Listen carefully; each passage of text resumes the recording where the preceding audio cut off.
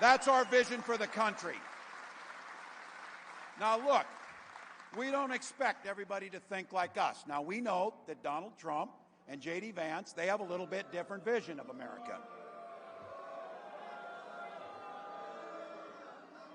I do say this. He does know something about working people, Donald Trump does. He knows how to take advantage of them. That's what he knows how to do.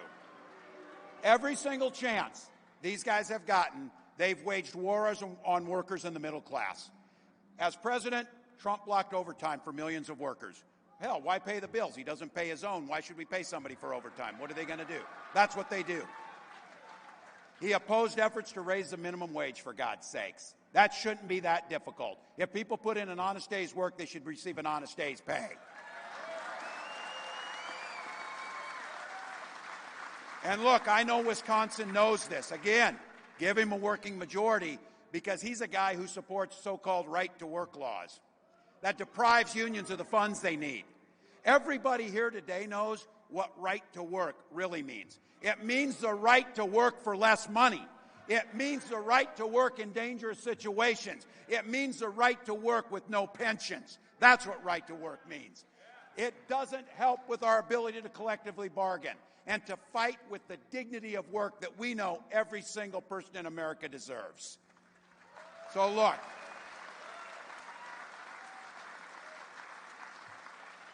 I sometimes say this.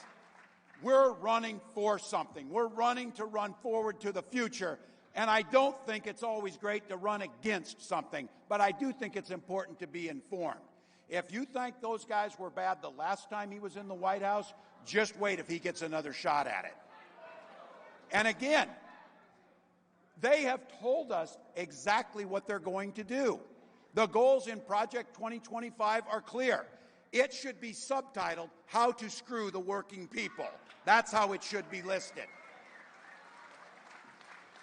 When you make it harder to unionize, you make it harder on all workers.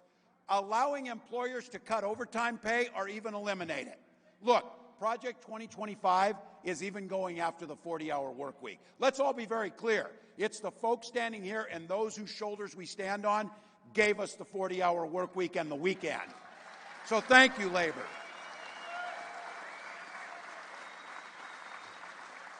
Somebody said, what's next? Child labor? Hell yeah, it's in there. That's what they've got in there. You see states doing that, putting our children at risk. That's what they'll do. So look, they'll go after things like Social Security and Medicare. And I keep saying this. Repeal the Affordable Care Act. Go back to no pre-existing condition protections. And even if you're not on the ACA, you know somebody who relies on it. And here's what I say. They don't think a damn about Social Security because I guess if you've got $1 billion, you don't care if your Social Security check shows up. But I tell you who does. My mom. She pays the bills with that in the heat and buys food with her Social Security check. And she worked for it and earned it. That's how it works.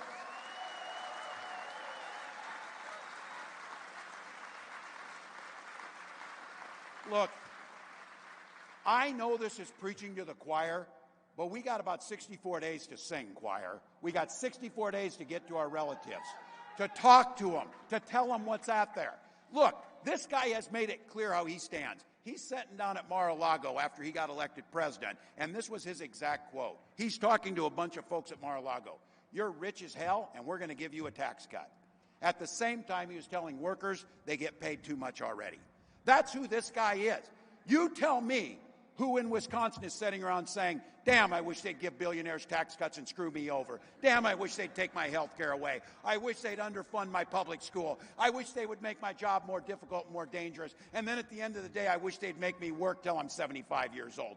No one's saying that. No one's asking for that agenda. What they're asking for is to be treated fairly with dignity. That's what we have.